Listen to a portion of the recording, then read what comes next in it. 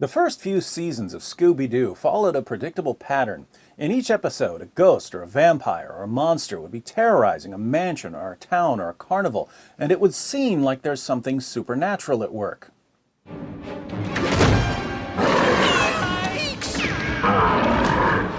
But a few Scooby snacks and a corny song later, the mask would come off and the gang would find out that there's a perfectly reasonable explanation for what once seemed mysterious. Richard Dawkins! After seeing this pattern repeated over and over again, those of us who grew up watching Scooby-Doo concluded that there's a natural explanation for everything. Then one day, the gang goes to Moonscar Island, aka Zombie Island. The odd thing about Scooby-Doo on Zombie Island is that the ghosts and zombies turn out to be real. But Fred, after so many years of unmasking fake monsters, is too skeptical to accept that he's finally dealing with real monsters. At first, Fred's doubts are entirely warranted. When Lena tells him about the ghost pirate who haunts the island, Fred says, "Well, no offense, Lena, but it's probably just some guy in an old pirate suit trying to scare off the local kids." Then the ghost of Morgan Moonscar writes, "Get out" on the wall and levitates Velma, but Fred isn't impressed. Ya nos han levitado antes, pero siempre había imanes o cables en alguna parte. Soon, the gang notices that they got video footage of the ghost while he was writing on the wall. Fred doesn't budge. It's probably just a hologram of some guy in a pirate suit. Fred even comes up with a motive after learning that there's a rumor of lost treasure on the island. Aha! I knew it! It's some guy disguised as a pirate ghost trying to scare everyone off the island. That's when things start to get awesome on Zombie Island. Shaggy and Scooby fall into a hole, exposing the bones of Captain Morgan Moonscar. Moonscar's ghost reunites with his skeleton, forming a zombie right in front of them. They make it back to the house and prepare for dinner, but the ghost of a soldier comes out of a mirror. Fred, however, is still convinced that it's all a hoax. It's just guys in masks. He even comes up with another possible motive. Maybe there's oil under the island. Oh my! Meanwhile, dozens of pirate zombies and soldier zombies rise up. They're coming out of the water. They're coming out of the ground. Where's Rick Grimes when we need him? Daphne's the next best thing, so she channels her inner Ronda Rousey and judo flips a zombie, temporarily stunning him. She decides to put Fred's mask theory to the test, but soon realizes that it's not a mask. Does Fred agree with her? No! Fred not only thinks it's a mask, he thinks it's obviously a mask. Es la máscara más falsa que he visto en toda mi vida. Fred takes over mask removal duties for Daphne, but the zombie's head comes off instead. The zombie then reattaches his own head. How's Fred going to explain this one? Debe ser un truco de animación. Animatronics, ladies and gentlemen. But zombies continue coming out of the water and out of the ground, and Daphne wonders how far Fred's willing to go with his animatronics explanation. ¿Y qué me dices de eso? ¿También es un truco de animación? Bueno, sí, es posible, Daphne. That's when Daphne drops an atomic truth bomb. Fred isn't really a skeptic. Tú no eres escéptico, Fred. Eres la negación total. Ouch! So, why has Fred moved from the skeptic category to the in denial category? Let's think about this. The term skeptic has a variety of meanings. In philosophy, it can refer to someone who denies the possibility of knowing anything, or to someone who denies the possibility of certain kinds of knowledge. But in its common usage, a skeptic is a person who says, "I only believe in something when there's good evidence for it." To be clear, there is a healthy kind of skepticism. There are good reasons for being careful about what you believe. If you believe anything anyone tells you, you're going to end up with a lot of false beliefs and a lot of contradictory beliefs. If you withhold belief until there's good evidence, you'll have a much more reliable and stable belief set. So the goal of a healthy skepticism is to avoid false beliefs and to get to true beliefs. But what happens when skepticism is used to avoid true beliefs and to stubbornly cling to false beliefs? Well, it's no longer any sort of meaningful skepticism, it's just denial.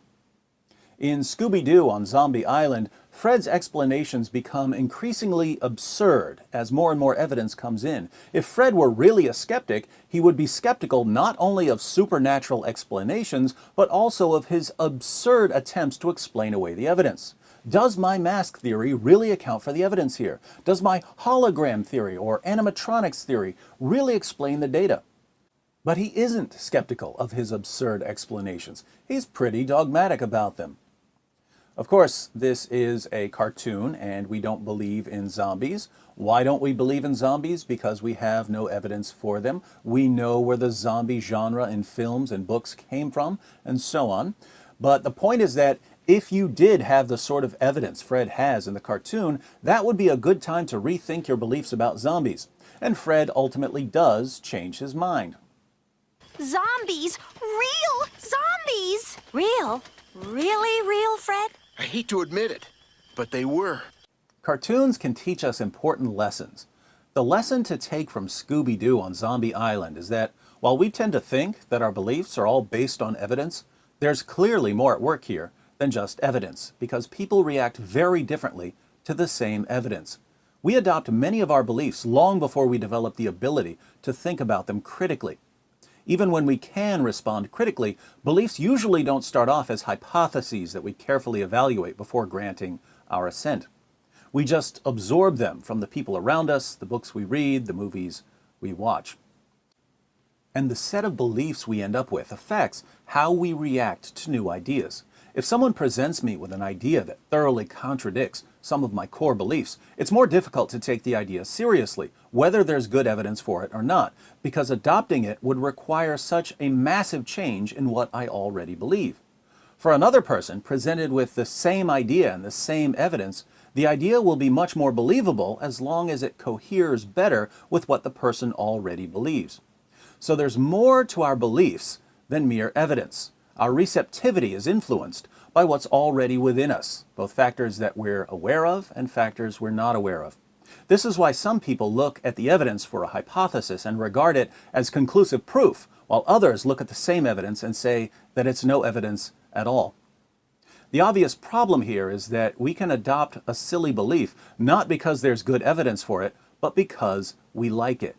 And we can reject good evidence because it doesn't point where we want it to point. Zoinks! This brings us back to skepticism. Human beings have what we'll call a skeptometer, which controls our level of skepticism. And we can adjust our skeptometers. We can be more or less skeptical of various claims. As evidence comes in, if we don't like where the evidence points, we simply increase our level of skepticism. We can set our skeptometers so high that no amount of evidence will ever convince us of something we really don't want to believe. If an idea is attractive to us for some reason, we can lower our level of skepticism. We can set our skeptometers so low that any evidence is good enough to defend what we want to believe. Now, anyone can do this. Christians, Muslims, atheists, agnostics, conservatives, liberals, we can all adjust our levels of skepticism to preserve certain beliefs and to reject certain beliefs. This is why Fred dismisses evidence for zombies while Shaggy and Scooby react quite differently. What's interesting is that most people who call themselves skeptics are really just doing what other people do. They only direct their skepticism towards things they don't want to believe. When they don't want to believe something, they simply set their skeptometers to maximum and start explaining away the evidence. When it's time to defend their own views, they lower their level of skepticism so that any argument for their own view is entirely successful, and anyone who disagrees with them must be stupid. Inconsistent skeptics do this constantly. Well, constantly. Let's look at an example. Recently, I debated Dr. Michael Shermer on the topic, does God exist? I like to go after people's strengths rather than their weaknesses. Dr. Shermer's PhD is in the history of science, mine's in philosophy. So in my opening statement, I based my entire argument on the history of science. That's his turf. He didn't give much of a response to my argument, but some interesting points about methodology came to the surface anyway. Dr. Schirmer defended what he calls Schirmer's last law. Schirmer's last law is the claim that any sufficiently advanced extraterrestrial intelligence is indistinguishable from God. if aliens had technology far more advanced than our own, they could do things that would look like miracles to us. They might be able to cure diseases instantly, or regenerate limbs, or change the weather. These kinds of things would seem miraculous to human beings. So from our perspective, aliens who could do these kinds of things would be indistinguishable from God. Interestingly, Dr. Schirmer raises the obvious follow-up question. If we saw something miraculous, how would we know that it's God and not aliens? So my question is how would you know if you encountered God? That it wasn't just some super advanced ET capable of doing these amazing things. But then he asks why God doesn't heal amputees. Why is it God only seems to heal things that might have happened anyway? But humans never grow limbs. Never. And here I detect a problem with his methodology. If he did exist, for you atheists, would you want to know it? Some of you might say yes, some of you might say no, but if you did want to know that God exists, wouldn't you need some sort of method to figure out if he exists? Something that could lead you to the truth about that? According to Dr. Schirmer, there can be no such method, because anything God could possibly do, you could say, aliens did it, powerful aliens that are vastly beyond us. So it's built into the methodology that you could never know whether God exists or not. And if it's built into your methodology to never know the truth about something, I have to question the methodology. Dr. Schirmer doesn't deal with the issue, so I ask him directly in the crossfire, what would count as evidence for God's existence? What, according to your worldview, which includes Schirmer's last law, what could God possibly do to show that he exists? And if there's nothing that he can do to show that he exists, is this method really designed to get to the truth of the matter?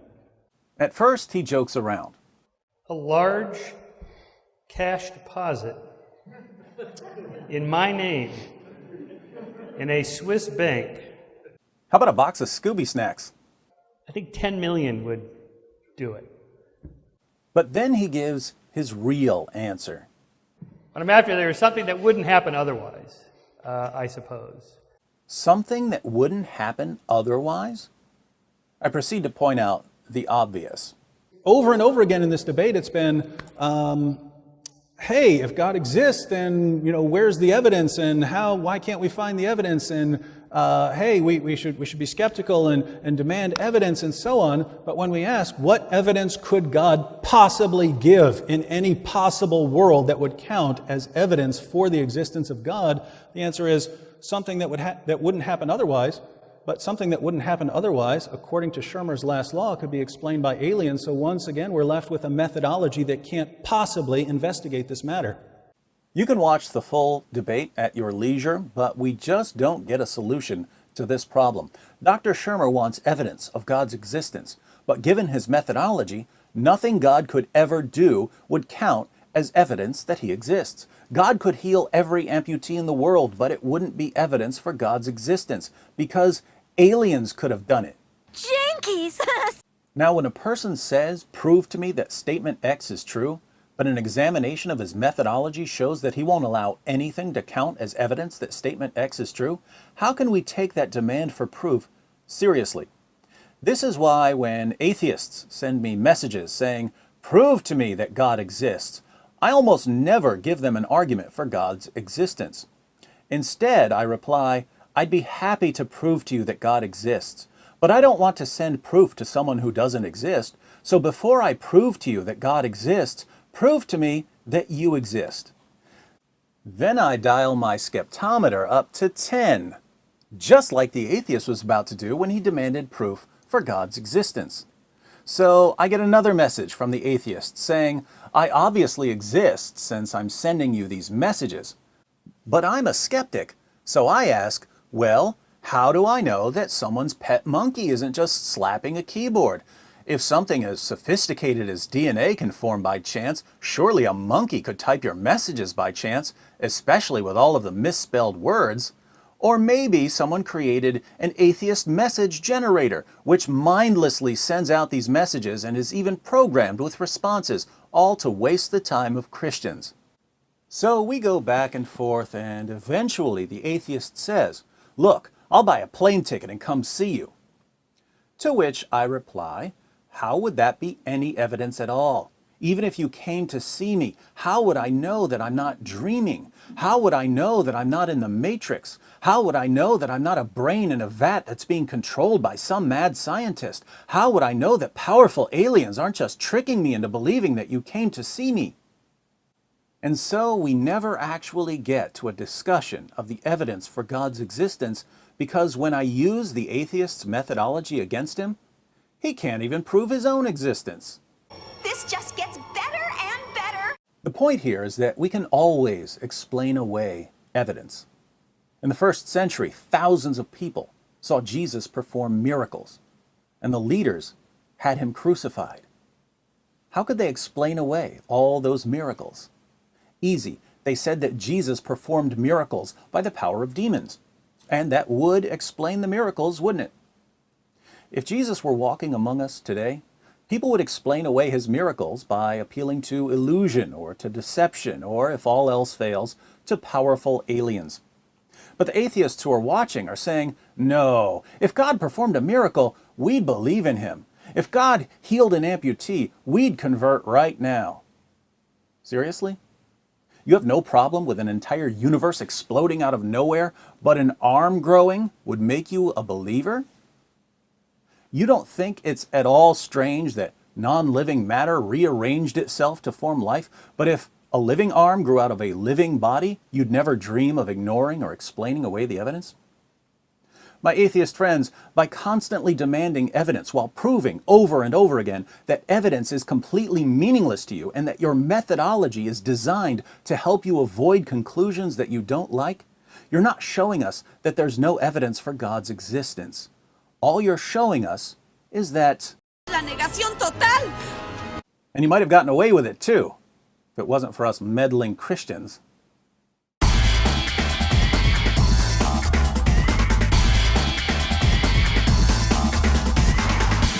Me he estado saliendo con la mía desde hace 200 años.